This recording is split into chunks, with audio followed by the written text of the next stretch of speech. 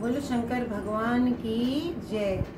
अब देखिए, शंकर जी एक दिन पार्वती जी से बोले कि चलो मेले में आज मुझे भी ले चलो। वो बहुत जिद कर रहे थे। अब गौरा रानी बेचारी उनको मना कर रही थी, कह रही थी कि नहीं आप नहीं जा सकते, वहाँ तो सब स्त्रियों का मेला है, वहाँ सब नारियाँ ही नारियाँ आती हैं, लेकिन सब देवियाँ आती हैं, लेकिन भोले बाबा नहीं माने। तो देखिए गौरा रानी से भोले बाबा क्या कहते हैं और गौरा रानी फिर उन्हें कैसे सजाकर कैसे ले जाती हैं, और सुनिए, आनंद लीजिए।